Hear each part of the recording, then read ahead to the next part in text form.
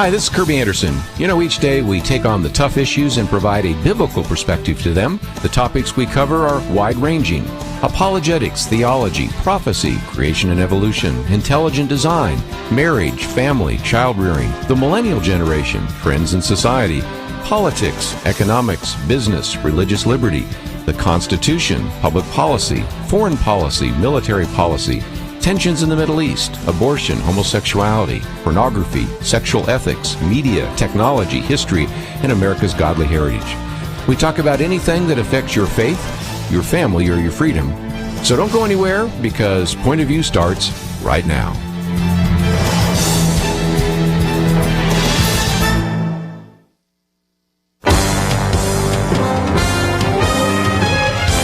Across America, live. This is Point of View.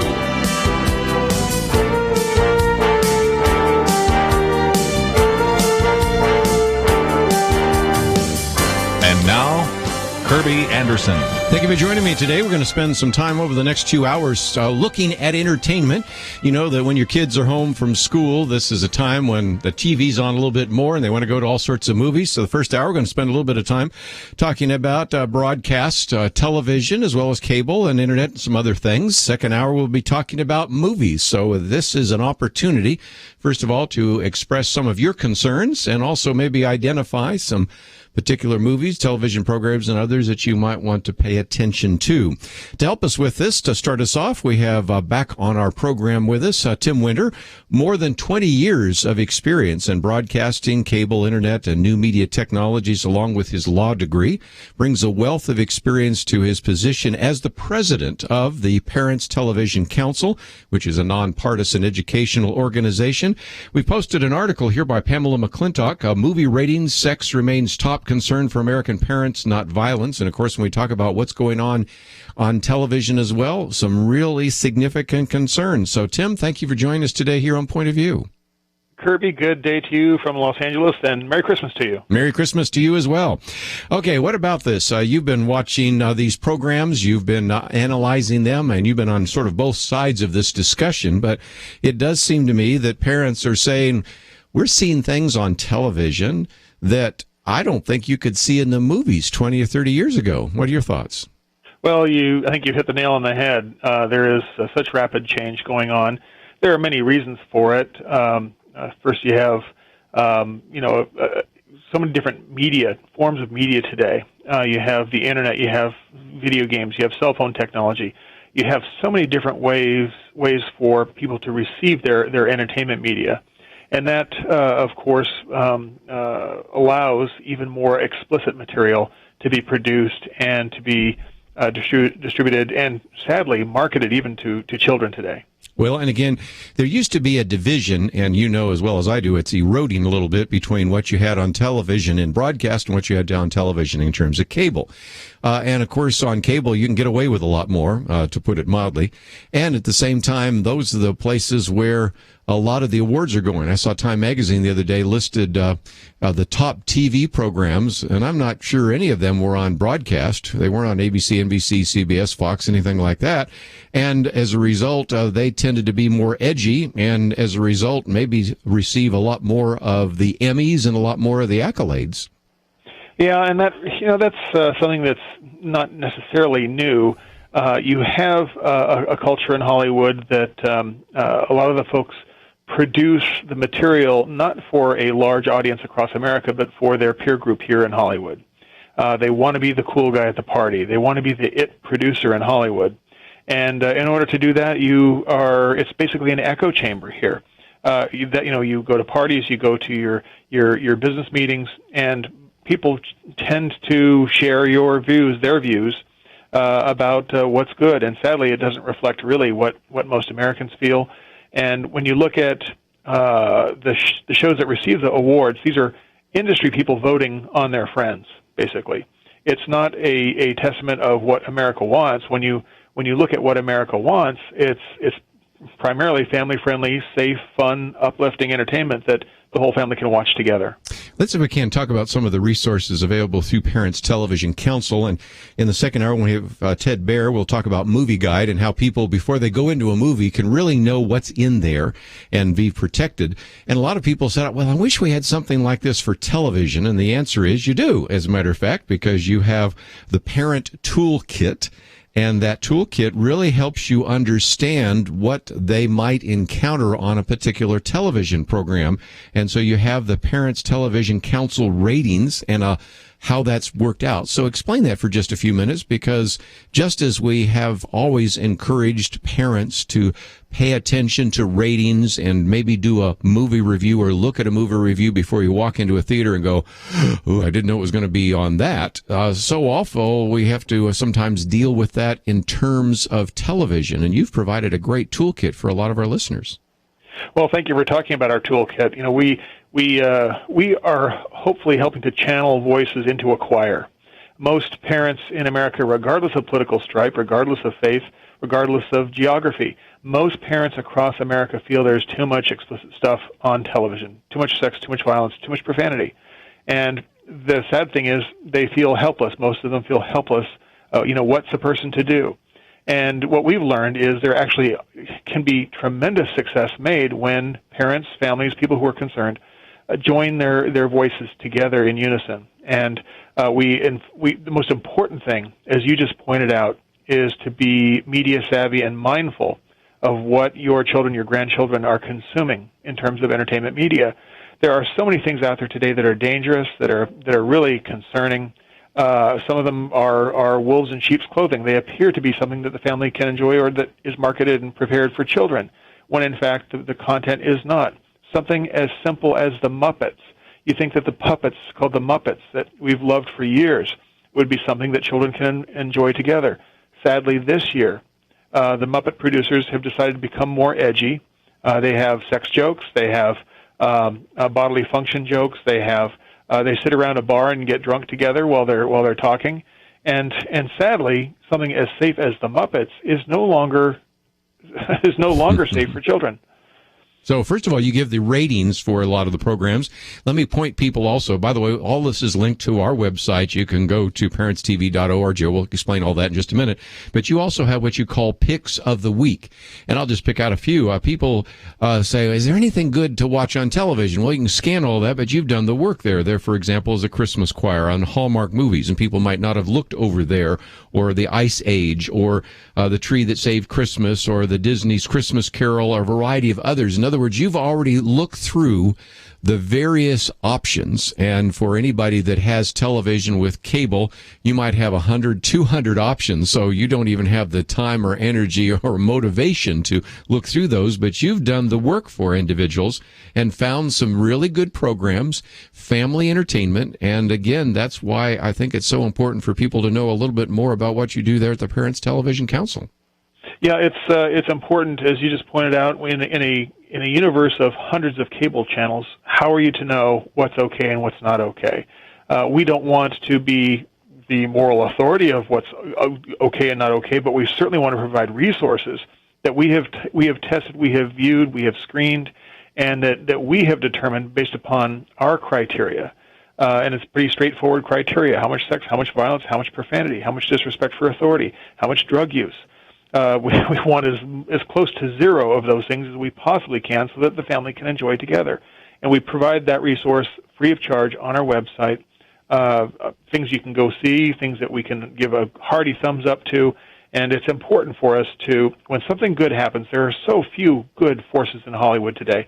When somebody out there is trying to do something good and they do it well, we want to support them with our patronage. We certainly do, and I say that for television and movies. Television the first hour, movie the second. Let's take a break. Tim Winter will be with us a little bit longer because we want to talk a little bit more about some of the other resources available through the Parents Television Council. But also, I think I will open up the phones and give you a chance to join our conversation. Perhaps you have comments about what's on television, sex, violence, profanity.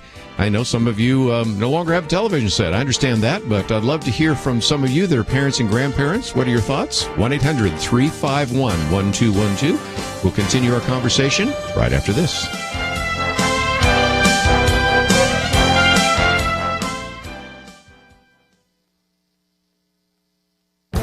This is Viewpoints with Kerby Anderson. You know, it is estimated that Charles Wesley wrote over 6,500 hymns. Perhaps his best-known hymn is Hark the Herald Angels Sing. Over the years, it has been edited slightly, but the meaning and theology remains as he wrote it more than 2 centuries ago. It begins with a proclamation of the birth of Jesus. Hark the herald angels sing, glory to the newborn King. Peace on earth and mercy mild, God and sinners reconciled. The hymn reminds us why Christ came to earth. Jesus came into the world to bring peace, but many who sing this song fail to realize that it was to bring peace between us and God. Wesley's hymn reminds us that his birth was so that God and sinners could be reconciled. We are the sinners in this hymn, for all have sinned and fall short of the glory of God. All we like sheep have gone astray. We have broken God's commandments and need to be reconciled with God. This was done when Christ died for our sins. This hymn by Charles Wesley goes on to describe who Jesus Christ is. Christ by highest heaven adored, Christ the everlasting Lord. Late in time behold him come, offspring of the Virgin's womb. Veiled in flesh the Godhead see, hail the incarnate deity. Pleased as man with men to dwell, Jesus our Emmanuel. This is the wonder of the incarnation. Jesus became the offspring of the Virgin's womb. God became man and was veiled in flesh, even though he was the incarnate deity. This Christmas week, let us all once again reflect upon the incarnation. How wonderful yet mysterious that God would become man and dwell among us, and that he would be willing to die on a cross for our sins. I'm Kerby Anderson, and that's my point of view. This Christmas, bring home and share the gift of War Room on Blu-ray, DVD, and digital HD, available in stores now.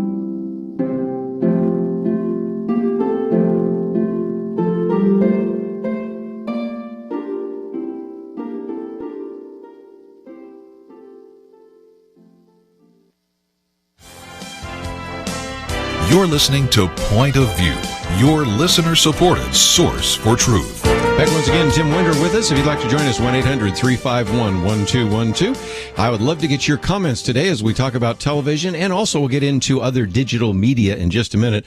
Tim, before we do so, though, one of the interviews we've done in the past is with one of your colleagues, Melissa Henson, and she wrote a very good piece a while back that I thought we'd revisit, because you hear the phrase, well, if you don't like it, just change the channel. In other words, you know, I don't know why you guys on television are having such a problem with that.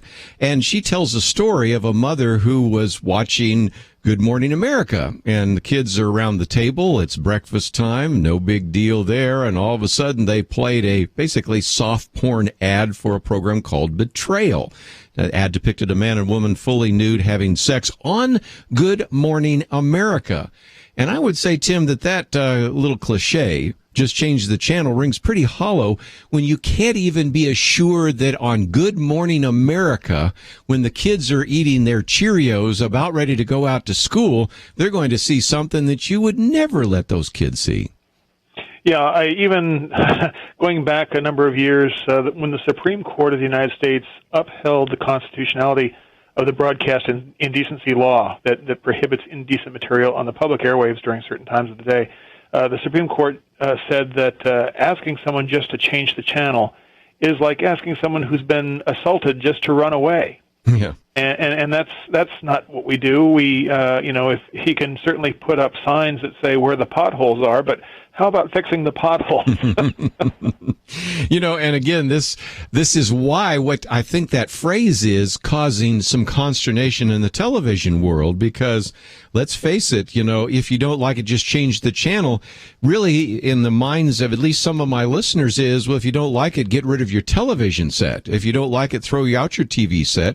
And I'll have to tell you, Tim, I've got more and more people calling into this program all the time that say, I've just given up on television. And, after you go, I'm going to open up the phones, get some comments, and I'll guarantee you some of the people are going to say, yeah, it's just, I can't, there used to be, if you will, some kind of assumed agreement between the broadcasters and the parents that at least during the so-called family viewing hours, you wouldn't do something that would offend me. But that assumed kind of tacit assumption doesn't exist anymore, does it? No, it really doesn't. And even in the golden days of television, the great television pioneer Steve Allen was one of our co-founders here at the Parents Television Council, and he would remind his peers here in Hollywood that there's a difference between going into a showroom in Las Vegas and going on camera where you go into people's living rooms. And you should be mindful and respectful of where you are, who you're in front of, and what you say and do in front of them. And there really was that obligation. It was almost formalized, I think, among the networks how to behave on broadcast television. It's pretty much out the window now entirely, and that's why it's so important for us not to remain silent. Just turning the channel certainly is one remedy. It shouldn't be the only remedy, especially when the airwaves are our public property. We own them. We own the airwaves, and we can't even use them because of the way people are behaving. So it's unfortunate. Let me mention that again. We have some links here, of course, to the Parents Television Council. But if you want to go back into some of my commentaries and just type in either Melissa Henson, or if just change the channel, you find some of the commentaries there, because those are quite a number of important issues. And I'm going to take some phone calls in just a minute, but Tim, before I do so, we certainly can talk to you for quite a while about television, but you also have provided quite a bit for this issue of the digital world, and you have a tech safety guide and a number of other things. What would you recommend to parents as well as grandparents in terms of the fact that now young people aren't just watching the television screen, they're watching a lot of other screens, computer screens, cell phone screens, video screens, and the rest. Are there some things that people can find at your website that would be helpful to them in that regard? Absolutely. And when it comes to today's 21st century media technologies, there are fewer safeguards that are out there in terms of legal responsibilities. At least on broadcast television, there is the broadcast indecency law that is still constitutional, still being, thank goodness, upheld by the FCC. We had our first FCC enforcement action fining a broadcaster for violating the law in 8 years this year. So we're very grateful that that law is being upheld. There are no similar laws on all these other media technologies. And that's why understanding and awareness is the single most important thing a parent can do and a grandparent can do. You just don't realize how heinous some of this material can truly be. The video games, you think, well, it's harmless, a video game. It's not just you're sitting back and watching the violence and sometimes sexual violence. You're actually having your character, making your character do these actions. Yes. And so you're actually involved in the making of the unfolding of the sequence.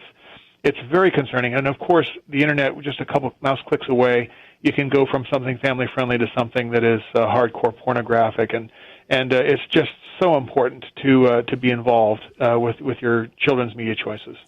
Privileged to have with us Tim Winter, president of the Parents Television Council. Let's take some phone calls. We'll continue those even after he leaves, but a few of these I thought would be good for him to interact with as well. So let's first of all go out to South Carolina. Barbara, thank you for joining us today. Your comments? Thank you so much. I agree with everything on your program about this disgusting television and the times it's shown, but the television companies are responsible. The ads that pay for those programs, those mammoth companies are responsible too, and I would be in favor of a boycott of products. We have to show that we have power and we know how to use it. Let's talk about that, because there have been some boycotts in the past. Some have been successful, some have not. And, of course, our good friends at American Family Association have sometimes called for those. It seems to me that the first step would be, Tim, to write a letter of concern to an advertiser or to a broadcaster, to a local radio station, whatever individuals might want to do, because those letters, when they have to get their FCC renewal, they have to evaluate those. Advertisers probably are even more sensitive because, after all, they don't want to be advertising in a program that's offensive, nor do they want to produce advertisements that are offensive because they're trying to sell a product or a service, aren't they? Yeah, you're so right. And Barbara, you're so right with your comment, your observation. When you think about television, you think you're the consumer, but you're really not. You're the product that a TV network is selling to an advertiser. And we've had great success this year.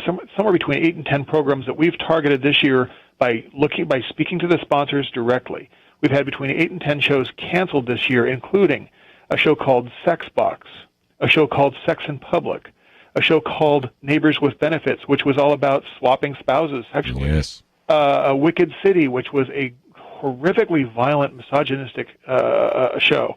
NBC's Hannibal, very violent. Each of these shows was not renewed by the network or was pulled off the air when the advertisers realized what they were sponsoring.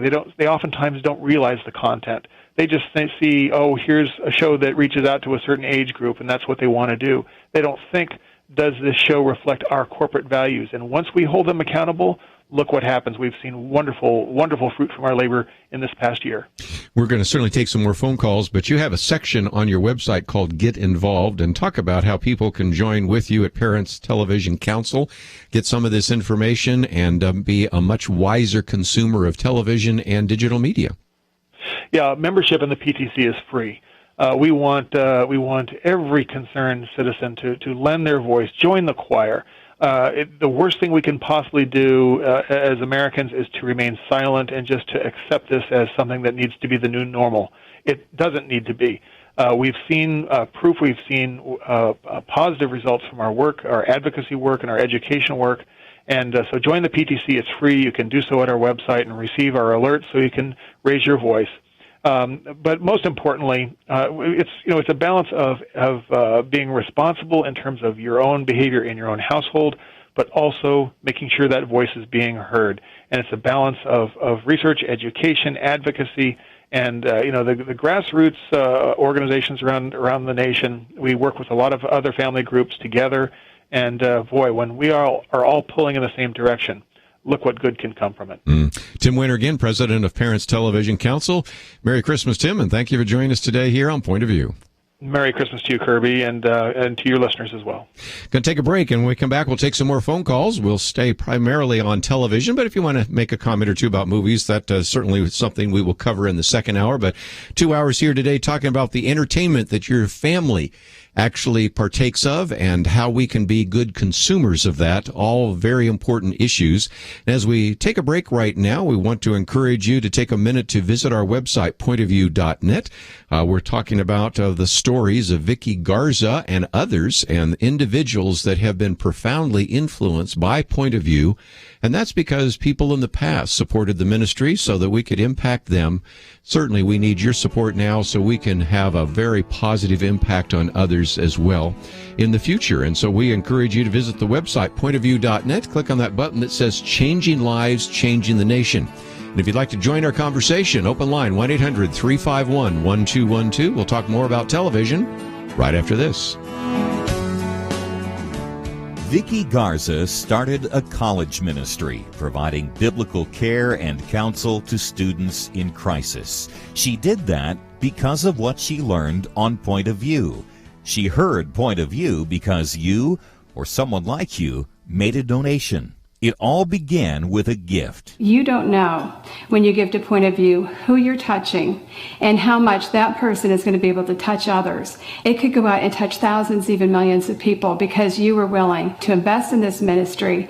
I can't say enough about how it's touched my life and changed me completely. Virtually everything God does in a human life involves many people and many simple acts. Vicky got involved, and I'm asking you to do the same. If you're concerned about America, invest in Point of View, and please do it right now before 2015 ends.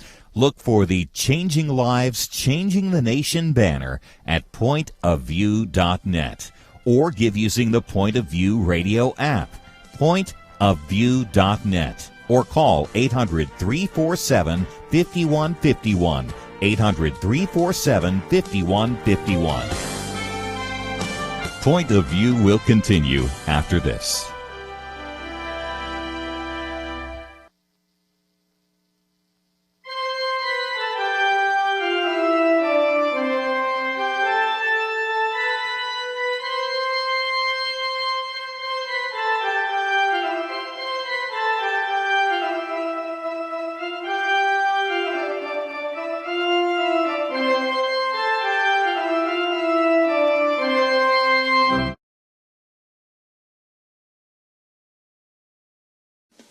All my life, I always looked for ways to help people, but I would be frustrated because I didn't know how to help. And that's what I learned when I dialed in that day to Point of View. I learned how to help, not only myself and my family, but I also learned how to help others. And it's actually totally changed my life.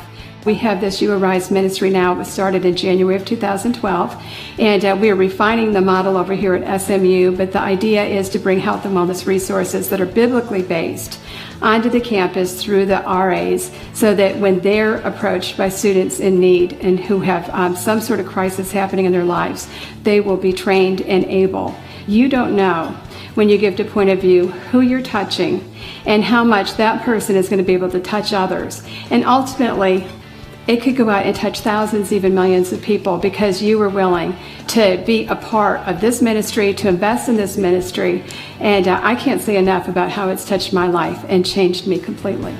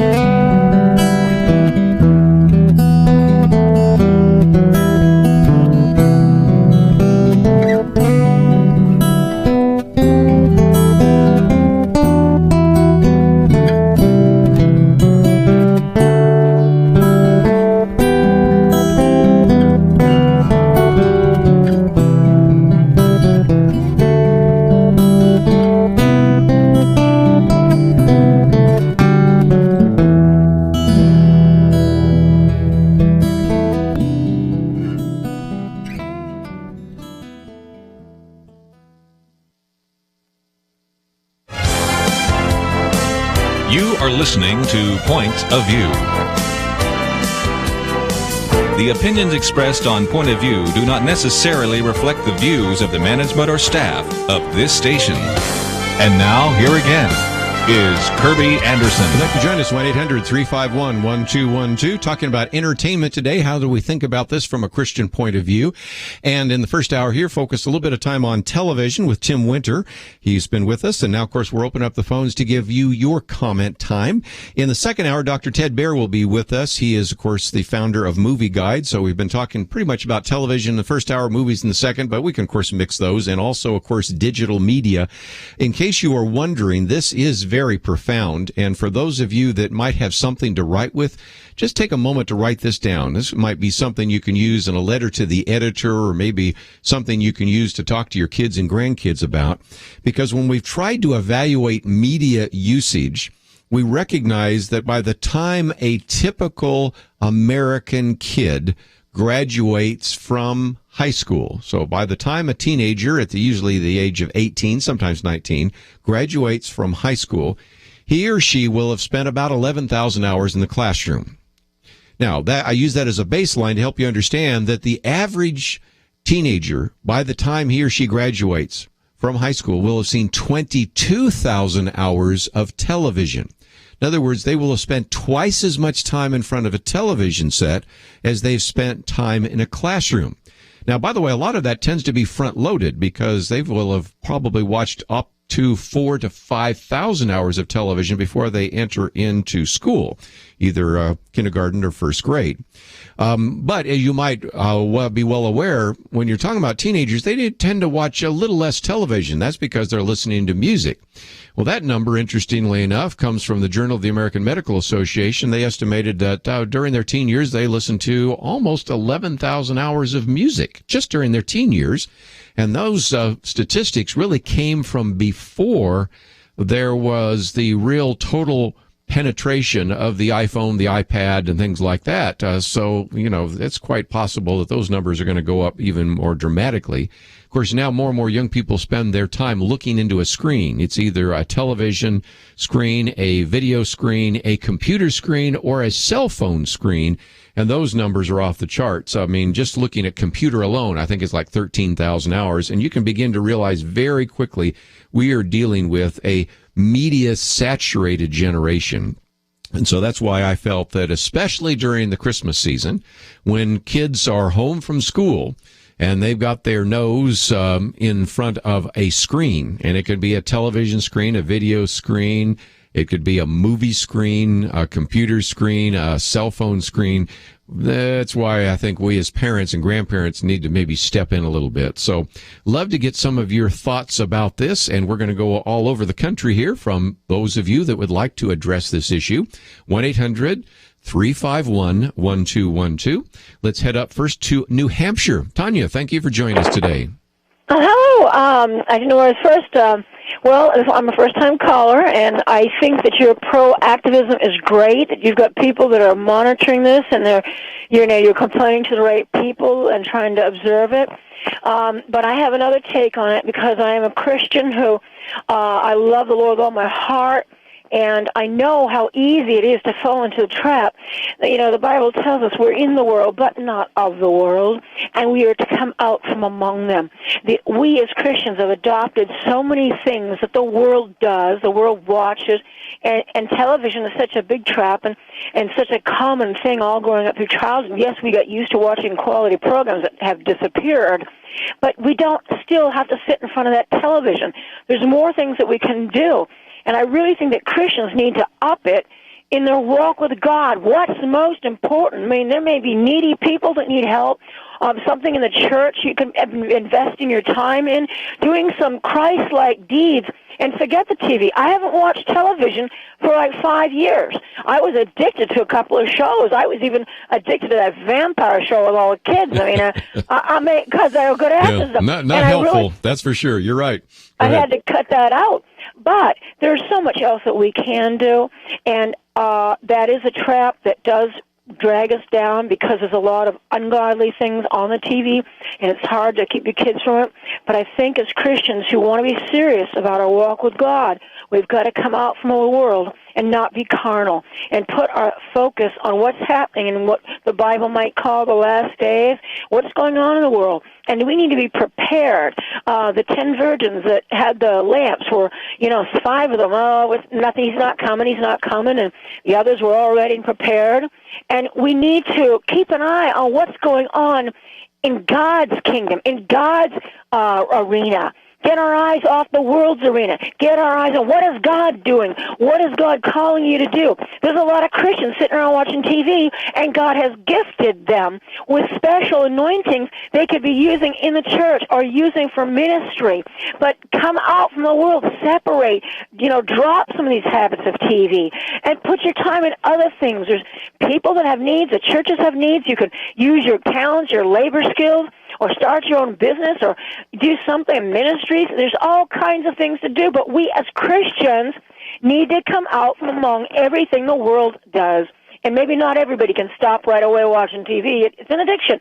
But start cutting it back and start looking for what does God want me to do, to get a serious relationship with the Lord and begin to walk and talk with Him more closely.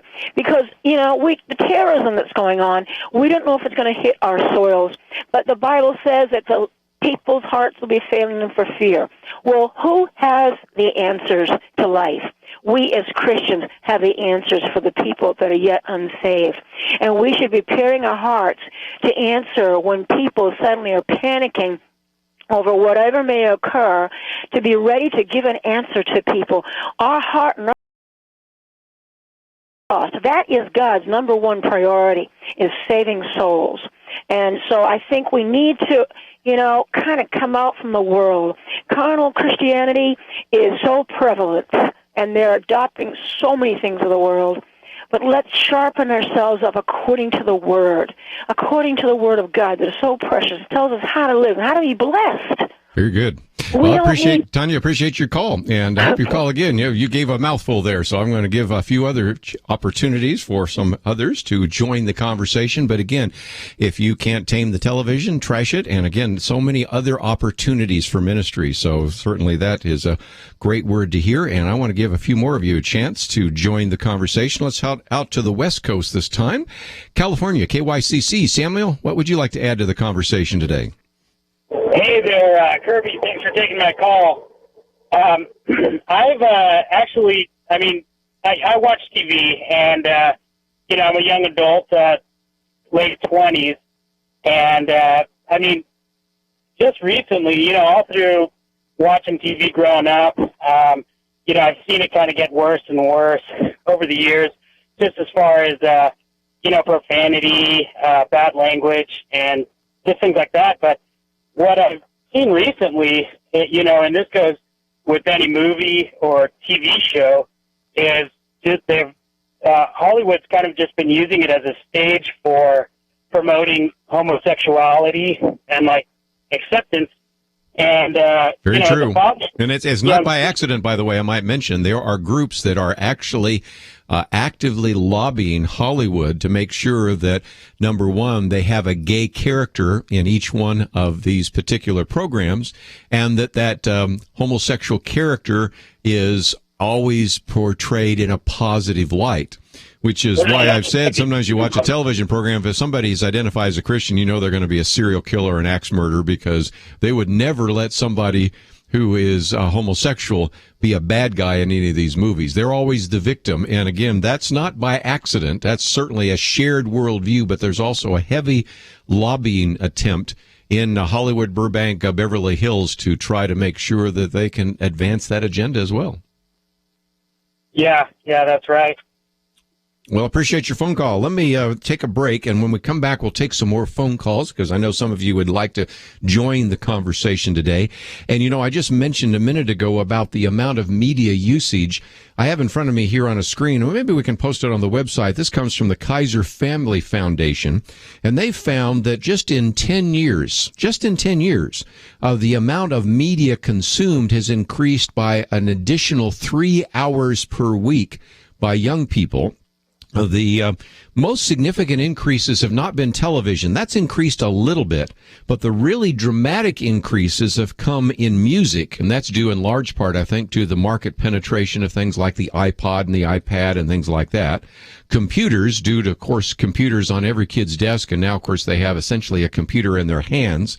Video games, which have increased dramatically, and some movies. Matter of fact, when they look at media, the only category of media usage that is decreased, reading, which again shouldn't surprise you. So you can see that we're not just talking about television here, we're talking about all forms, if you will, of digital media. And that would be digital music and computers and video games and movies and all the rest, and of course time on the internet. So those are all things we need to pay attention to. When we come back, we'll take some more phone calls. 1-800-351-1212. We'll be right back.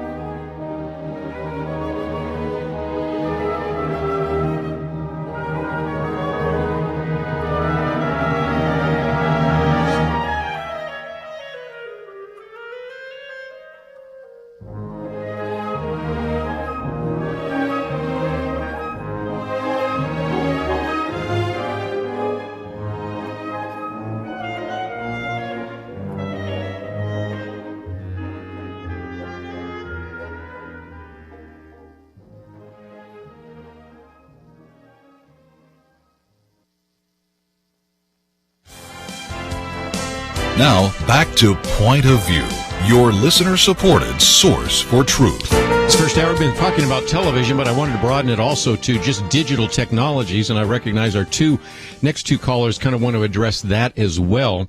There is a book that came out a number of years ago. It's not written by a Christian, but I certainly agree with a lot that's in it, by Nicholas Carr, called What the Internet is Doing to Our Brains. What the Internet is Doing to Our Brains. Its subtitle is called The Shallows. I think The Shallows don't really educate you about what's in there, but we've talked about this before, the internet and the issue of neuroplasticity That is, your brains adapt to what comes into your eye gate and your ear gate. And as a result, the internet is changing the way people are thinking. Next two callers, I want to address those issues, so I'm wanting to set them up. First of all, we'll go to Georgia. Doug, thank you for joining us today. I think you wanted to talk about the problems with the internet, and if I understand, you're a third generation without the television. How have you fared without all that television in your life? Yes, sir. Thank you, Mr. Kerby. I was raised 3 generations without a television. I'm the third generation. I'm 36 years old, and things have went well. You know, my family, for the most part, all of my family came from a big background. My dad, there were 12 of those kids, and they were all raised without television. I'm raising my kids as well without television, and I believe it really has strengthened the family, because of that. But looking now, as the internet has entered, and especially in the last 10, 12 years, with social media and different things has really been rampant. I see now that, and I introduced the internet into my own home. I've got a 14-year-old is my oldest child, and he's not allowed on the internet at all unless we're right there supervising because of what's on there. But I see now the danger of, to me, the internet is more dangerous than television ever has been because of the accessibility of things that can be viewed, but the distraction that it's brought forth, and especially social media. It depends on where you read and where you look at, but statistics say that it's the number one cause of divorce today is social media. And it's amazing to me at how, and I have family, a lot of people that are, that never had a TV in their home, but now with the internet, I see where it has distracted us from worship. It's caused such a problem in the house of God, even divorce, among young married people. And when you find out, it's because of social media, it's because of the internet, being introduced back to their ex-flame that their ex-love, they loved in high school. Sure. Different things, and that was my comment. And I just recently, and I'll get off the line here, but my wife went to the library and started getting books, bringing books home for my oldest son and my daughter to read. And now they put their iPods down, they put their iPads down, and every night they're sitting there reading a book, something that they've never done to that extent. And they will pay. You'll pay great benefits and dividends from that because readers are leaders. And I think the next generation, we're going to have a bimodal curve. We're going to have those that are well educated and know how to think logically and how to present themselves and have been readers, and then this mass of others that are really going to be, I think, adversely affected by not reading, not thinking linearly, not understanding what's going on in the culture, and maybe addicted to various forms of media. Right, that is right. And that was the comment that I had, is the danger of the media that we have now is to me, is far greater. It's causing more problems than television ever has. Yep, I think you may be right. Doug, I appreciate your phone call. You said so much. Let me pick off just one point because I want to get to some other callers. Years ago, when I wrote my book dealing with Christian ethics, it was called Moral Dilemmas. I had updated it, and by the time I wrote the book Christian Ethics in Plain Language, which was one of the books that Thomas Nelson asked me to take the book that I'd originally written that was for pastors and make it available for university students, which today is used in a lot of colleges and high schools, Christian colleges, Christian high schools. I found that all those issues I'd written about before were made worse by the internet. In other words, we used to talk about gambling. Now we have online gambling. We used to talk about pornography, and now you have online pornography. And of course, you mentioned another one. You used to have adultery, now online affairs. So you can see there have been some tremendous benefits to the internet. The information superhighway, wonderful, but there's some really dark back alleys. And of course, part of that just simply has to do with how it affects your brain. And that's why I want to go to Louisiana next. PJ, I think you wanted to address that issue. So thank you for joining us today here on Point of View. Thank you, Mr. Kerby. This is the first time call. I just had something I wanted to make a comment about because I've noticed among a number of people now, they're really not thinking logically anymore. And I think part of the blame for that is the internet does the thinking for them. Very true. And because the brain is not being used and developing and growing, because people punch buttons, I think we're going to probably see down the road early senility in a lot of people that came up in this generation. What do you think? I think you can actually make the case. I wouldn't say early senility, but what I say is they're going to be thinking differently. There are all sorts of people, Christian and non-Christian right now, talking about the dramatic decrease in creativity, for example. Howard Hendricks on the Christian side and all sorts of, you can go to these TED Talks, and a lot of them are talking about the loss of creativity because there's no think time, there's no time for daydreaming. The problem that we have now of being able to have any kind of logical, sustained thought, that is certainly the case. I mentioned Nicholas Carr, and he said, you know, it used to be that he could immerse himself in a book or a lengthy article, and now he says that my mind was wandering after 2 or 3 pages, and he said it's almost as like somebody took over my brain. And of course, that's why he wrote the book called The Shallows, What the Internet is Doing to Our Brains. And there are more and more people documenting the fact that this has changed the way in which our brains work. Our brains are a lot more plastic. That's why they call it neuroplasticity. That's a good thing. If you have a wound or a stroke, sometimes you can force other parts of your brain to take over so that your brain can work effectively again. So that's a good thing. The bad thing is that use it or lose it. And after a while, if you get used to, as you said, punching buttons, you're not used to reading words on a page and you're not used to thinking logically and linearly, it really just has certain parts of your brain atrophy. And so we are starting to see both Christians and non-Christians. This is not just some comment that Kerby Anderson is making here. This is a comment that many people are beginning to address about the impact that things like the internet and digital devices are having on our lives. And again, I might just mention that we've done some previous articles. Dr. Kathy Koch, for example, her book, Screens and Teens, is a good example of another interview we've done on this particular issue. So again, those are some topics that we've addressed in the past and will continue to do so. Now, I need to take a break, and when I come back, Dr. Ted Baehr is going to be with us. He is the founder and chairman of the Christian Film and Television Commission. He's also the publisher of MOVIEGUIDE. So we're going to spend some time in the second hour here talking about movies. But if you want to make some comments about television or digital devices, those will still be appropriate as well. But I wanted to find out from him what are some good movies that we might want to go to, especially family-friendly movies. And then most importantly, when we've seen so many that have been sort of Christian-friendly this year, things like War Room and others, what's the future there? So we've got a lot to talk about, and I wanted to devote today to entertainment. And so if you have some more comments or questions, I'll be, again, doing a short interview with Dr. Ted Baehr, and then we'll open up phones again before the end of the program. So if you want to make some comments, ask a question, certainly share your own testimony. We appreciate that. So thank those of you that have already called. But let's take a break. As we take a break, if you appreciate the program and how we cover these issues, we're going to, again, focus today on the story of Vicky Garza, who listened to this program, decided to make a difference on college campuses, and has been making such a profound impact in the lives of students. And again, we encourage you to consider what you might do to support this program so that we can have this kind of impact on many other individuals. Let's take a break. We'll come back with Dr. Ted Baehr and MOVIEGUIDE. All that coming up right after this.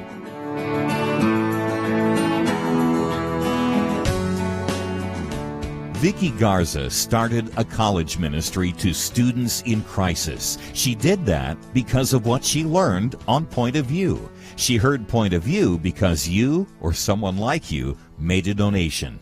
It all began with a gift. You don't know when you give to Point of View who you're touching and how much that person is going to be able to touch others. I can't say enough about how it's touched my life and changed me completely. Change a life, change the nation.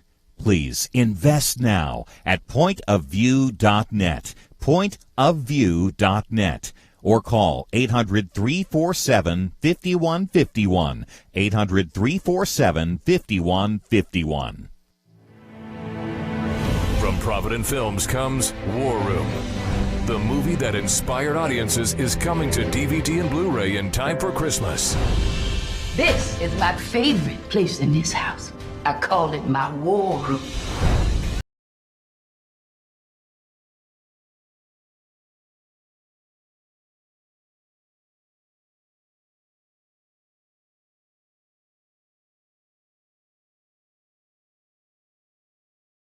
continue after this.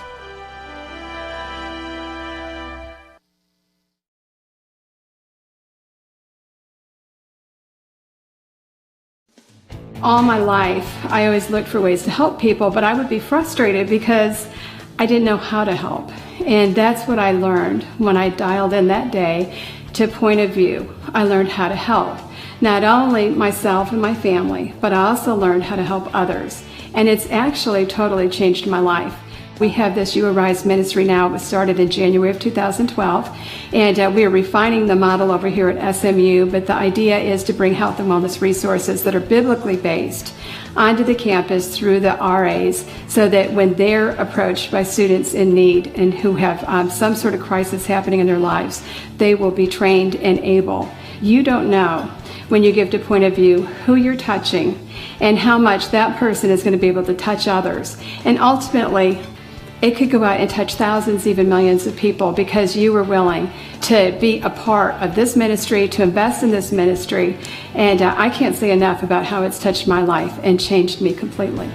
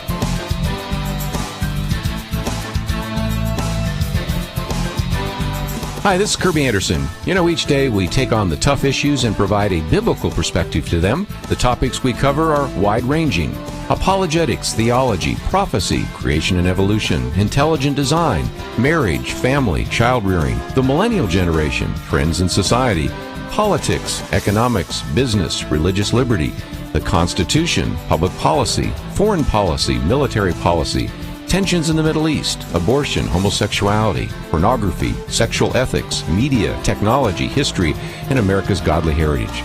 We talk about anything that affects your faith, your family, or your freedom.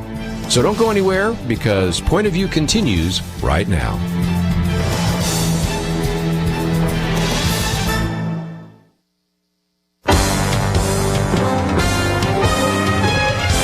Across America, live. This is Point of View.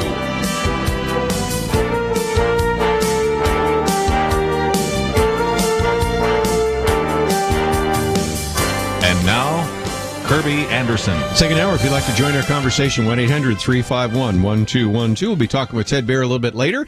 And if you'd like to join us right now and didn't have a chance to get through in the first hour, feel free to give us a call, 1-800-351-1212. If you're just joining us, we talked about television in the first hour with Tim Winter, president of the Parents Television Council, and gave you some very helpful ideas, helpful hints, and again, some resources for you as parents and grandparents. Tim Winter's group, Parents Television Council, actually has resources so that you can determine what might be good to watch even tonight on television.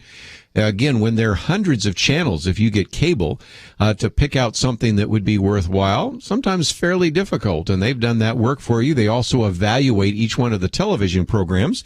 And if we're able to connect up with Ted Baehr in the second hour here, of course, his movie guide, which you probably are familiar with, if not, go to movieguide.org, does an evaluation of all the movies, based upon everything from sex and violence and profanity to even what the worldview message behind it might be. So those are some really important resources. So I hope that you will take the time to visit the website pointofview.net, where we have a link to the Parents Television Council as well as a link to Movie Guide. Let me, before we have a chance to talk with Ted Baehr, talk about the influence of media in general. We've sort of been talking about this already, but I want to get into it in a little more detail. A number of years ago, George Baehr did a very significant survey, and it was to find the sources of significant influence. For those of you that are in sociology, or maybe you want to study this more, they're called SSIs, so sources of significant influence. And this is an attempt to try to find out what is having a profound influence on the minds of individuals. And for those of us around the table here that talk about Christian worldview, that's a really important issue. And he found that the sources of significant influence are by order, by the way. Number 1, movies. Number 2, television. Number 3, the internet. Number 4, books. Number 5, music. And then public policy and law and family. Now, if you look back at that, you recognize that the first 5 of those all have to do with media. And interestingly enough, the most profound influencer are movies. Now think about that for just a minute. The television is on a lot more than movies. Young people see a lot more television than they see movies. Even if you have a young person that's really into movies, they probably see a movie a week if they go into a theater. They may see some movies on television. They may see some new movies on Netflix. But think about that. They spend hours and hours in front of a television. But that being said, there is something about going into a big theater with surround sound and with all of the ways in which it can involve you emotionally that movies have a more profound impact than even television. But, of course, television has its impact by the sheer number of hours. Remember last hour, and again, if you've just joined us, let me just mention that I pointed out that the average young person, by the time he or she graduates from high school, will have been in a classroom about 11,000 hours. But he or she will have spent 22,000 hours in front of a television set. Now, some of you might say, well, that can't possibly be. especially when you realize that some of the callers, at least two of our callers here, say they don't even have television in their home. Tanya talked about that. PJ talked about that. Our guest Doug talked about that. And so obviously we've got some that are on the other side of that. But again, I will go to the mat on that number simply because that number comes from the AC Nielsen company. And they spend millions and millions of dollars to find out which TVs are on, what channel they're tuned to, and who's watching them. And so those numbers are pretty accurate. So again, television is very profound in terms of just the sheer amount of time that a television is on. Put it this way, the average TV in America is on 7 hours a day. I mean, more than 7 hours a day. Again, you probably say, well, I don't have a TV on that often. And have you ever been out on church visitation? You walk into a home and the TV's on. It's kind of like this electronic fireplace glowing on the side there. I mean, some TVs are on a lot more. But again, it just shows you how profound that is. But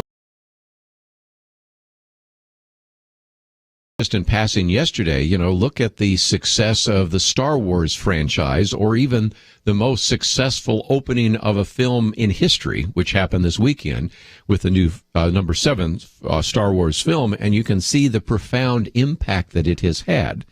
And so when you look at this, it's movies, television, the internet, books, music. Those are the first 5. Then 6 is public policy and law, and then 7th is family.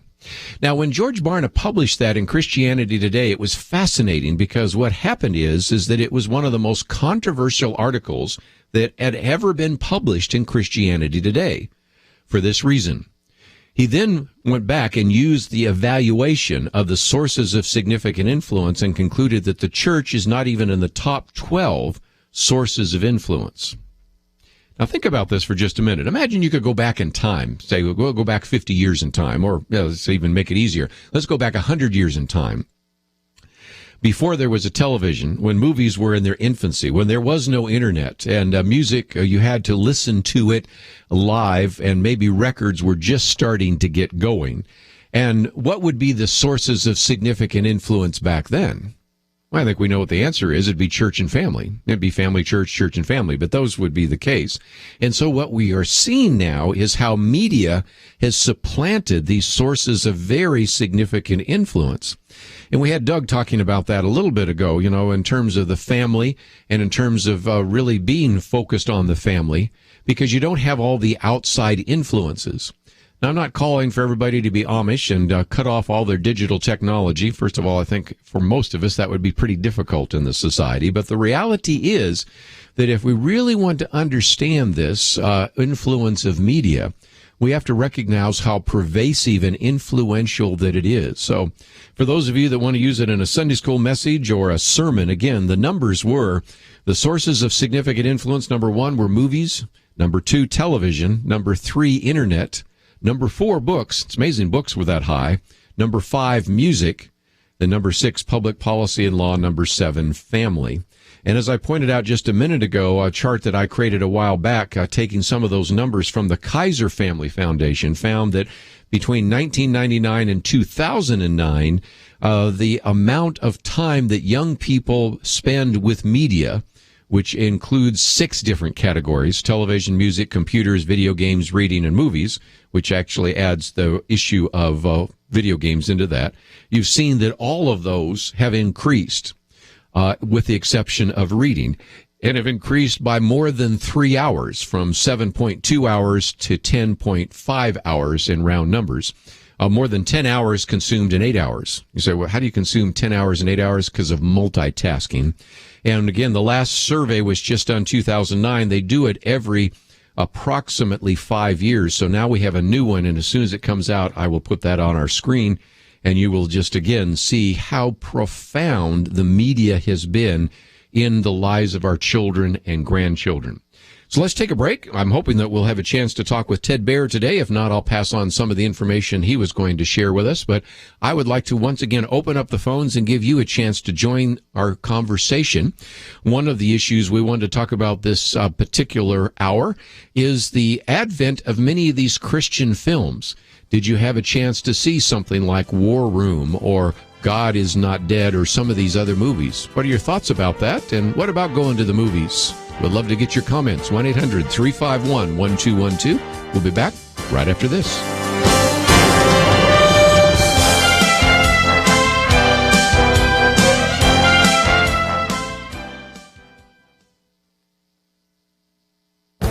This is Viewpoints with Kerby Anderson. You know, it is estimated that Charles Wesley wrote over 6,500 hymns. Perhaps his best-known hymn is Hark the Herald Angels Sing. Over the years, it has been edited slightly, but the meaning and theology remains as he wrote it more than 2 centuries ago. It begins with a proclamation of the birth of Jesus. Hark the herald angels sing, glory to the newborn King. Peace on earth and mercy mild, God and sinners reconciled. The hymn reminds us why Christ came to earth. Jesus came into the world to bring peace, but many who sing this song fail to realize that it was to bring peace between us and God. Wesley's hymn reminds us that his birth was so that God and sinners could be reconciled. We are the sinners in this hymn, for all have sinned and fall short of the glory of God. All we like sheep have gone astray. We have broken God's commandments and need to be reconciled with God. This was done when Christ died for our sins. This hymn by Charles Wesley goes on to describe who Jesus Christ is. Christ by highest heaven adored, Christ the everlasting Lord. Late in time behold him come, offspring of the Virgin's womb. Veiled in flesh the Godhead see, hail the incarnate deity. Pleased as man with men to dwell, Jesus our Emmanuel. This is the wonder of the incarnation. Jesus became the offspring of the Virgin's womb. God became man and was veiled in flesh, even though he was the incarnate deity. This Christmas week, let us all once again reflect upon the incarnation. How wonderful yet mysterious that God would become man and dwell among us, and that he would be willing to die on a cross for our sins. I'm Kerby Anderson, and that's my point of view. This Christmas, bring home and share the gift of War Room on Blu-ray, DVD, and digital HD, available in stores now.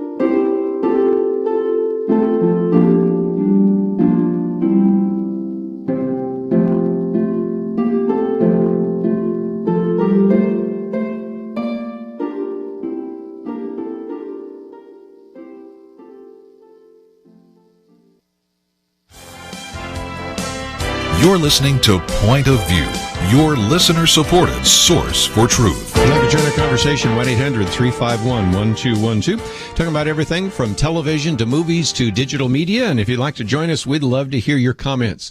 Love to know what you're doing in your particular venue and what you're doing in your home. Let me, for just a few minutes, maybe suggest a few rules for everything from television to Facebook and see what you think about some of those. One is that I think it really is important to reevaluate the location of your television set. For some of us in our homes, the television is just a little too accessible. It's easy to just come in for kids, especially after school, plop into the couch, grab the remote, and click it on. And so I would say, first of all, you might want to reevaluate, if indeed you have a television, the location of it and maybe how easy it is for individuals to watch it. Second of all, I would really think twice about whether or not you would allow a television or even a computer to be in your kid's room. Now, of course, that's difficult because oftentimes they have to have access to a computer. So this is, of course, one of the real challenges, I think, in the 21st century. But I think that's an important point as well. We also would, in addition to reevaluating the location of the television, maybe figure out ways to limit access to the television. Some, and we had this in our home, have a way in which you could close the television into a cabinet, so it's not so easy to just turn it on all the time. And as we just mentioned a minute ago when we were with Tim Winter, he actually provides you with sort of a list of what would be good programs to watch, and maybe you can begin to teach your children that there is a thing known as an off button there that you might want to actually use a little bit more. So those are just a couple of ideas for television. Let me give you some ideas for the computer, and that is, again, if you're going to have a family computer, put it out in an open area. It's a little less likely then for those individuals to begin to go to those dark alleys of the internet superhighway. And of course, you need to have some kind of blocking software on your computer, so those are important as well. And I think you need to teach your children to avoid bad sites or to leave them if they accidentally stumble onto them.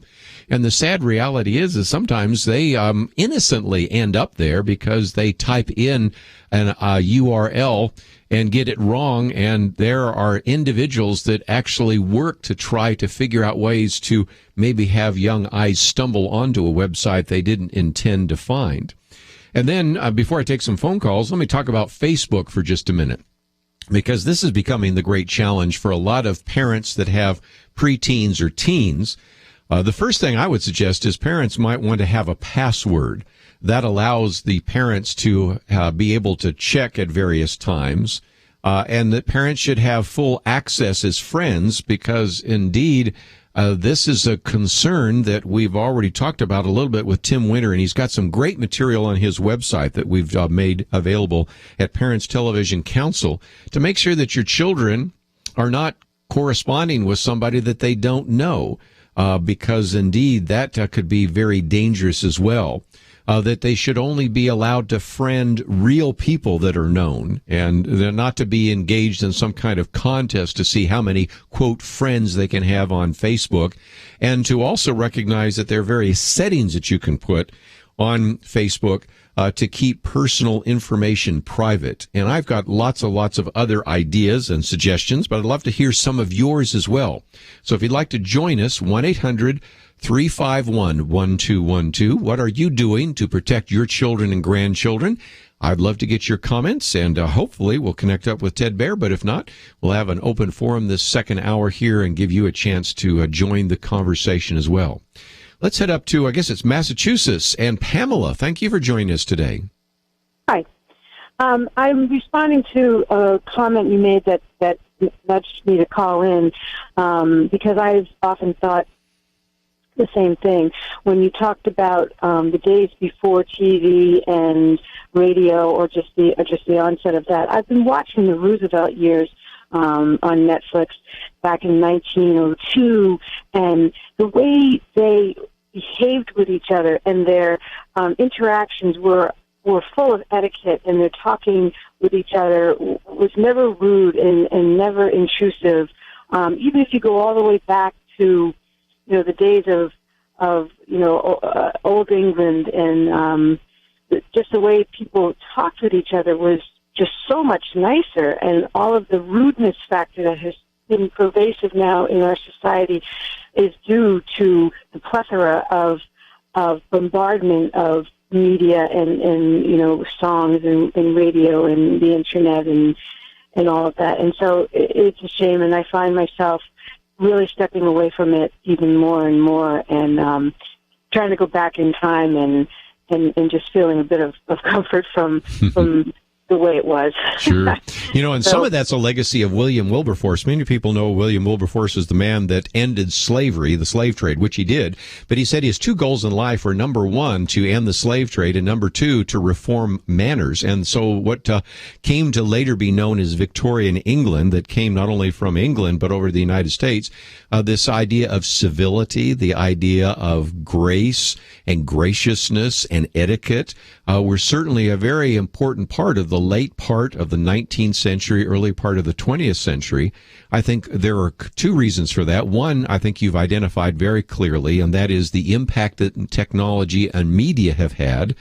The second, I think, has to do with just the whole breakdown of the family and the loss of Christian influence, because if you're around Christians who really understand that we're all created in the image of God, then everybody has value and dignity, and you should be humble before them. You should be gracious towards them. But if indeed you sort of accept this survival of the fittest, which you see sometimes out there on the highways today with the way people are rude, you understand that once we've traded a Judeo-Christian worldview to an evolutionary atheistic worldview, that was a problem alone, but then it's been accentuated, I think, by technology. Right. And if you truly were living through the Christian, golden rules or the values and so forth, you wouldn't even be able to speak in such a way to people. I believe that in my heart. You just couldn't, because you'd feel awful. So. Very good. Pamela, I'm glad you're watching the Roosevelt years. So just a great series. And again, just a reminder of some of the things we've lost here in the 21st century. So thank you for calling. I hope you'll call again. I will. Thank you. Let's give a few more of you a chance to join our conversation. We'll head down to South Carolina now. Rusty, what would you like to add to our conversation today? Well, with two things, really. As far as the actual Internet and being a place to where it can be visible, there should be a standard of nobody deletes the Internet history. That way anyone can go and check that Internet history and see where people have been going. On the Facebook, which is a real, oh boy. Yep. Well, that's why I gave you a couple of ideas. I could spend an entire program just on rules for Facebook, but what are some of the ones that you would like to put on the table? Yeah, the Facebook is a bag of worms to start with, but if the teenagers are permitted to be on Facebook, then mom and dad should be on the same page they're on. Well said. Yep. Which gives them the opportunity at any time, day or night, to monitor what's going on. Should have full access, should have password. I agree. I think that's just a non-negotiable. That's my philosophy. And the thing is, the young people today, the big thing is they take pictures of themselves. Oh, here we go. And, and some they shouldn't. And everything is sexuality here. I'm sure you're aware of that. Yeah, and they don't think about the fact that later on those pictures are going to affect whether or not they get a job, or those videos that they thought were just so funny and they put on YouTube might be looked by human resources and saying, I'm not sure I want this person in this company. They just aren't thinking ahead to what that might mean. You're absolutely correct. And now, the unsaved teenagers, I've seen a lot of that, and it's horrible. The teens that are in fact saved, they are subjected to the same temptations that we are, and without the wisdom that the older Christians have, it's tough. Yes. Rusty, I got to come to one of those breaks, so one last comment, because I got one of these breaks coming up and I can't make it move. Sure. Well, appreciate you. Yeah, I just appreciate you joining me today. I'm going to take a break, come back and take some more phone calls, because we certainly have another half hour of comments. And I can see that some of you from Texas and Kansas and all sorts of places want to join us. So we'll take those phone calls if you can just stay with us. And even though we didn't have a chance today to talk with Ted Baehr, we certainly do encourage you to visit his website, which is MovieGuide.org. And if you want to know a little bit more about what are in some of the movies that you might be tempted to go to, your kids might want to go to, you can find out earlier before you actually walk into the theater. We'll be right back. Vicky Garza started a college ministry providing biblical care and counsel to students in crisis. She did that because of what she learned on Point of View. She heard Point of View because you, or someone like you, made a donation. It all began with a gift. You don't know when you give to Point of View who you're touching and how much that person is going to be able to touch others. It could go out and touch thousands, even millions of people, because you were willing to invest in this ministry.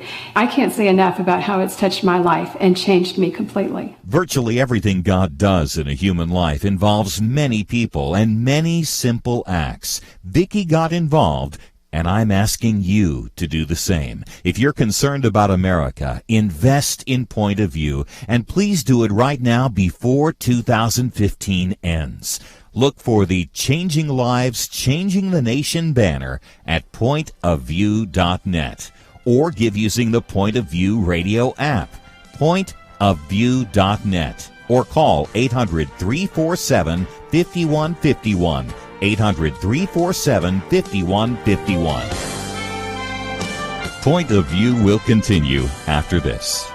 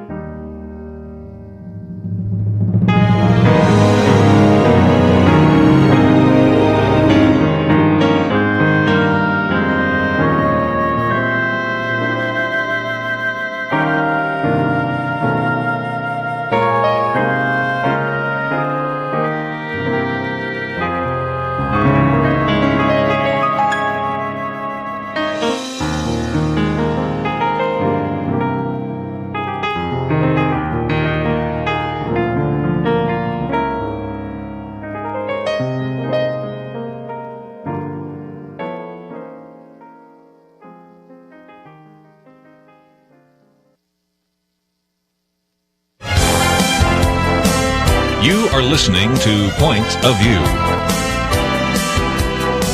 The opinions expressed on Point of View do not necessarily reflect the views of the management or staff of this station. And now, here again is Kerby Anderson. Final half hour, if you'd like to join our conversation, 1-800-351-1212.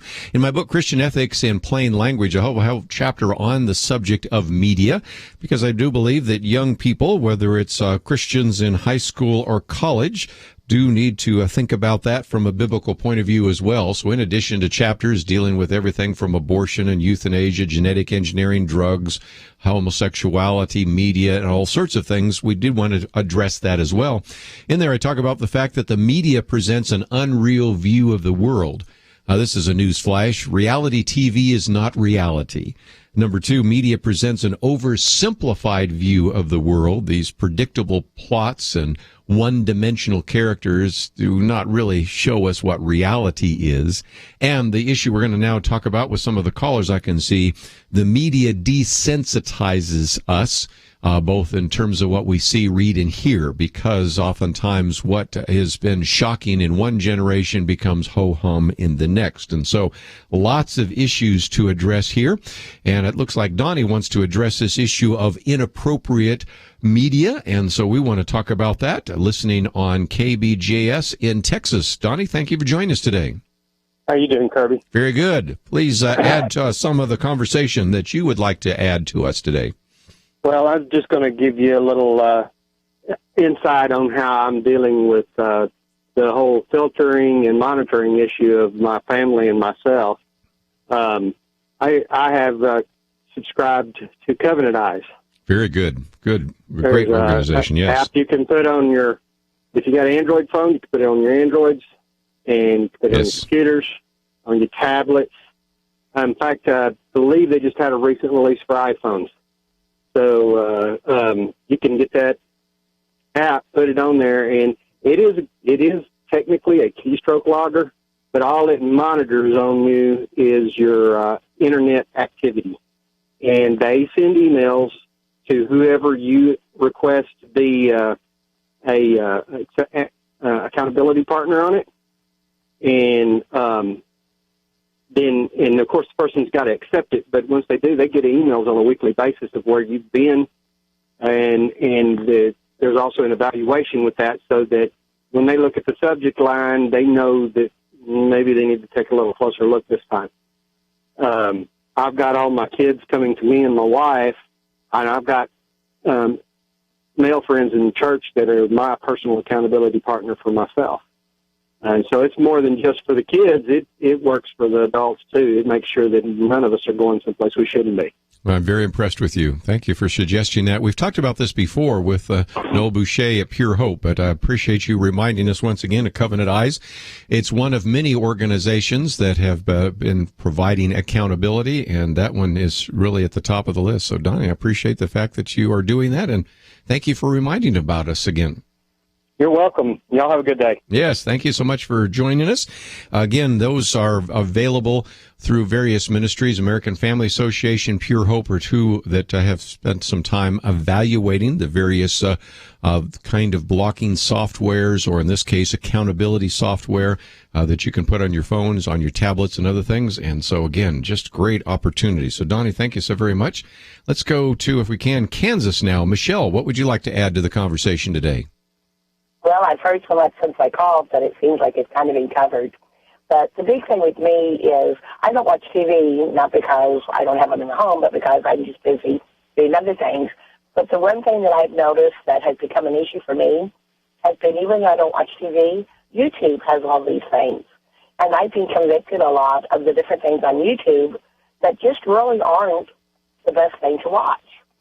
And this Covenant Eyes thing actually seems like a good thing to check into, that I will do that. But I'm just saying, even with that, and also I wanted to talk about Netflix. With Netflix, I had Netflix, and there's a lot on there that just wasn't appropriate, and so now I've changed my work and only watch the kids when all the other is blocked out. And that's something that both my nieces and my nephews do with their families, is they just have kids available. So that's something that, you can spend time together as a family. But the other thing was the movies that were the Christian movies.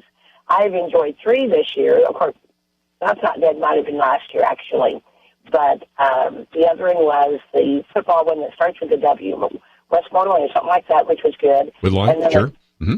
Yes, that was good. That was very good. And then the other one, of course, was the prayer room, which was absolutely so challenging to me and has made a difference in my life already. But I think the big thing that I was wanting to share was that even if you don't have a TV in your house, which I do, I just don't turn it on because I'm doing other things, that there's, now that we have the internet and we have the phone, there's so many other things. And, of course, like with your children, you can be on Facebook with them and things, of course, as a friend. But there's so much, like YouTube, you don't even think about it. And then you see these things, and it's like, oh, my goodness. Yeah, that's not something I should be watching. And so I just want to say that I really appreciate you guys, and I appreciate the program today, and God bless you. Well, thank you. You know, and one of the things we've done a little bit this year is try to occasionally mention some of these movies that really do deserve your attention. And she mentioned a couple, Woodlawn, of course, War Room having to do with prayer. I mentioned another one just a minute ago.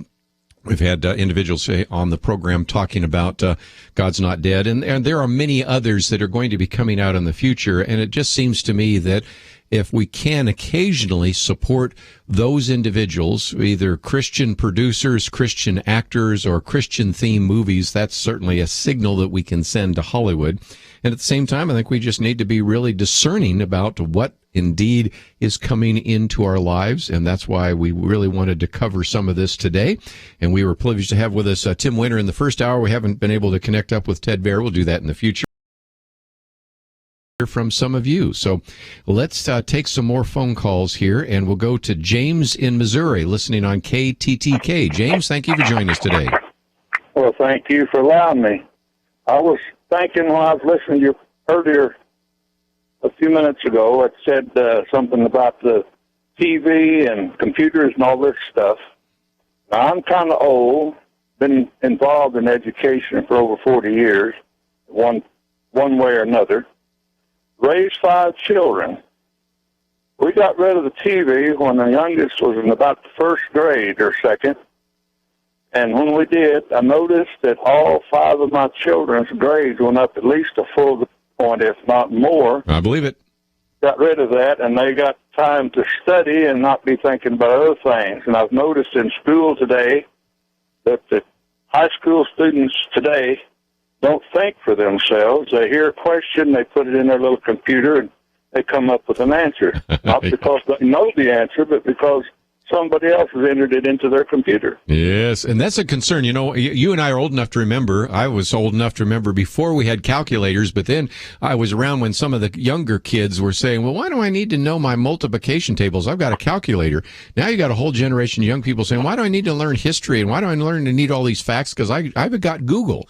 And I think this is a real problem, and it's one of the, I think, great challenges for teachers now in the 21st century, because they say, well, I don't need to learn this. I can just Google it if I need to. But of course, you're dependent on whoever puts that into your computer. And as we've pointed out before, there's a lot of things out on the internet that are just flat wrong. Right. So any other comments? You certainly have been around long enough to see the impact that technology's had on your children. It sounds like by removing the television, that turned out to be a positive for your kids. Right. We don't even have a TV in our house now, and our kids have grown and got grown kids of their own. But I discovered I can listen to the radio station and has good music on it. I can turn it down. I can read. I can learn things that I need to know and not follow somebody else's imagination, which is normally kind of crude and rude. Well, we're trying to give you as much information as possible. So if you don't have a TV set, I hope you'll tune to Point of View. We'll try to tell you everything we think is worthwhile. And if we don't cover it all, of course, we'll give you a chance to call in and bring up another topic that deserves some attention. Let's take another phone call real quickly. We'll head up to Alaska this time. KJNP. Brian, thank you for joining us today. Oh, thank you, Kirby.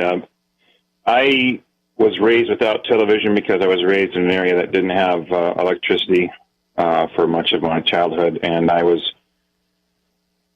I guess, shocked even as a young boy when I did go someplace where people had television to see what they were spending their time, what they were occupying their mind with. Sure.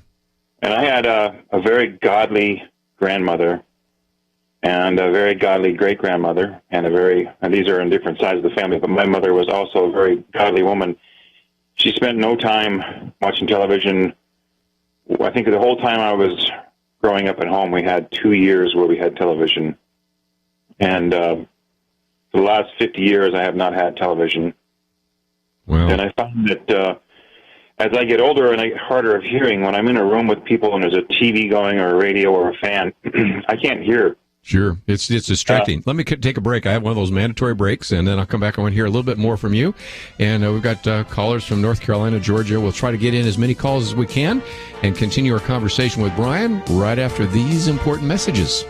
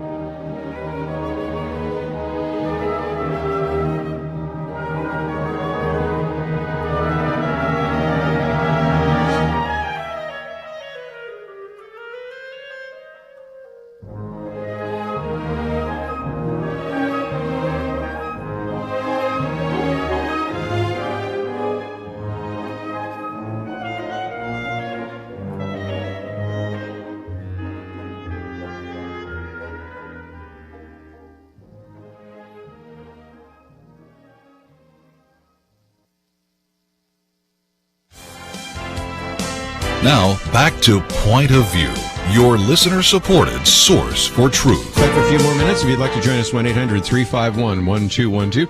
Let's go back up to Alaska. Brian, you were talking about when you're in a room and the TV is on, sometimes hard to hear. It's also sometimes hard to concentrate. I found that to be the case as well. Well, that was my analogy, is I find it much easier to dwell on things of God and the Bible when I don't have those images and so forth bopping around in my head. And our children really seem to have a distinct advantage over their peers because they do have a much higher level of imagination. Yes. And we do have, we have almost constant conversation between us and our children. So I would advocate that people do their best to live without TV to the extent as much as possible. There really isn't any redeeming qualities to television anymore. A lot of the stuff that I see that's considered to be factual, scientific stuff or documentaries is just not all that. It's the same with the computer. We don't have any internet in the house, and when we do watch programs, it's something we selected and watch on the computer through a DVD, but that is maybe once or twice a week that we do that kind of thing. But, I find that I have a much more relaxed life. When I walk into my friends' house, I have 1 or 2 or 3 televisions going, and they all seem to be on different channels, and they're blaring. And I don't think that's a peaceful way to live, but that's just my opinion. I would agree with you. And again, there are a lot of studies that have come out. I'm not going to take the time right now to talk about them, but some that have talked about how television and the internet and all the media and digital devices are affecting, first of all, concentration, number 2, creativity, and number 3, of course, addiction. So those are some very important issues. So, Brian, thank you for calling today. Let's see if we can just get a few more calls here before we run out of time. We'll go to Georgia, WLPE on the Good News Network. Richard, what would you like to add to the conversation today? Yes, Kirby, thank you for taking my call. The one thing that has impacted me over the last few years is a scripture verse that says, "Be ye still and know that I am God." And, it's made me to want to get still and, to pray and listen and to think. But I find I have relatives that are not taking time to stop and think. They're bombarded with information, whether it be the radio, whether it be the internet, whether it be TV. Yes. They're constantly on the go, and therefore they don't have time to stop and think about anything. And because of that, we're often taught to react to everything instead of respond. Yes. Take a few minutes to respond. How do I want to respond to this? What's the impact if I do this and this? Instead, we react. That's why you see so much of the reaction to the things going on in the news. Their reactions are not taking a minute to think, now, if I do this, what's going to happen to our respect for the police, for example, or things of that nature, or respect for humankind? We don't think of that. And then because we got so many outside influences, we let those become our internal values instead of those things like Jesus talked about, stand upon the rock, upon the word, to get your values. They take them from the outside and they think, well, that everybody else is doing it, so that's okay, and that must be the thing to do. So it's just, we just don't know how to turn off. And when it makes us, like you said just earlier, it's hard to concentrate. It's hard to be teachable. And it also, when we think that multitasking is such a great thing, and studies have shown that multitasking keeps us from doing what you said about creativity and things of this nature. And we think, well, we're getting so much done, but yet we're not putting a real strong effort in the things that we do, so we're only doing them half-baked. We're not really doing a good job of what we do. So there's so many damaging things because we need to stop and just think of where we are, who we are, and find out, what we're here for. Well, again, some key verses would be, of course, Psalm 46, which you just talked about, be still and know that I'm God. Certainly Romans 12:1 and 2, do not be conformed to this world. And there have been a lot of studies that say that the reason we have a decline of creativity in America, and again, this isn't just a Christian issue, there are non-Christians that are doing whole TED Talks and things about the loss of creativity because there's no think time, there's no downtime, there's no daydreaming time. And so this is harmful for the future entrepreneurs, artists, people that want to be creative. And so, again, you are right on target with all of that. So thank you so much. You go back to our founders of our country and the wisdom that they had. How did they get that? Because they didn't have radio blare, and they could take a time to go into their library, and it was absolutely quiet, and they could think, and they could look ahead and create laws that they knew that they would come up, that they would prevent something later on or do the right thing. And it's so much a part of what we should be is listening and thinking, you know. Well, Richard, I appreciate you sharing that. Really on target. Let me see if I can slip in just one more phone call here. Betty on North Carolina, I think you wanted to share some things about some of these big screen TVs. Yes, I wondered if you had noticed people now have some big screens as big as a room. I walked into two of those places because I was a nurse and I did home nursing. You walk into a room that has, one of them was a trailer, which I lived in one too. So they weren't rich. It had a screen that went all the way across the living room, leaving only the opening for the hallway. And that will devour you. Yep. But they left it on all day. Well, and it'll have the same kind of impact that movies are. The larger screens and the surround sound and everything, as we said before. One of the things that was sort of puzzling is that movies have a greater impact sometimes than television because they're a bigger screen and you're in a dark room and the music and everything is really working on your emotions. Well, if you have some of these homes that are sort of like mini theaters, you can see the impact that that's having there as well. And then leave it on all day. It was scary. It really is. Betty, thank you for sharing. I'll see if I can slip in one more. Go up to Missouri, KNEO. Weston, only got a minute or two. What would you like to add to the conversation? Hey, Kirby. I was just going to say, you know, you have all of these filtering systems and all this technology that people try to use to corral their children, but all of that is so easy to bypass. I haven't found one yet that is just rock solid. So really, I mean, you have to put some common sense measures in place, too. Just have open dialogue with your kids. Make sure that they're comfortable talking with you about things that tempt them. And then one other thing that my brother does that I thought was really smart is when his kids go to bed, all of their phones go into his bedroom. He charges them, and there just doesn't give them access to them. Very smart. Very smart. Very good stuff. Yeah, I wish I had more time. So, sorry about that. We're just running out of time. But again, we're going to get into this, and maybe I'll leave a little more time tomorrow. We wanted to spend a little bit of time tomorrow.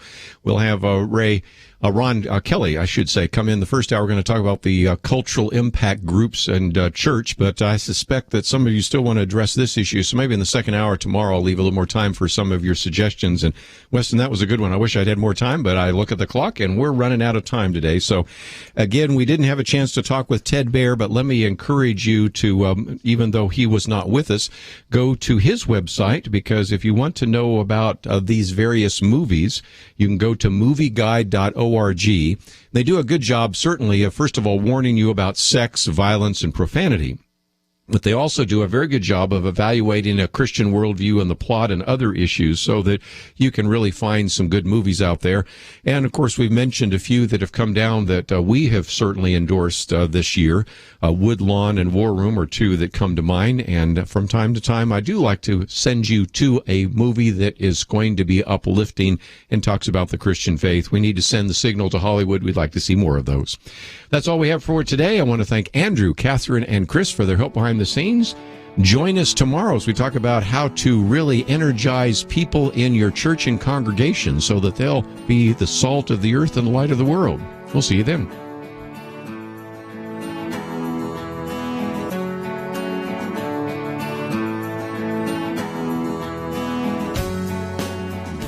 Vicky Garza started a college ministry to students in crisis. She did that because of what she learned on Point of View. She heard Point of View because you, or someone like you, made a donation. It all began with a gift. You don't know, when you give to Point of View, who you're touching and how much that person is going to be able to touch others. I can't say enough about how it's touched my life and changed me completely. Change a life, change the nation.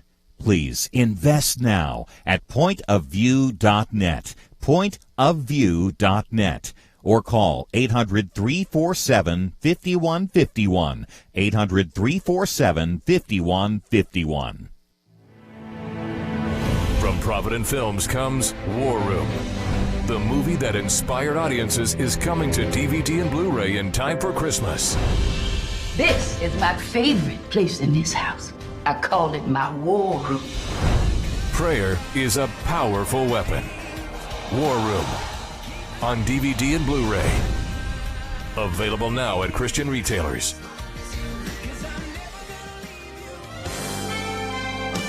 Point of View is produced by Point of View Ministries.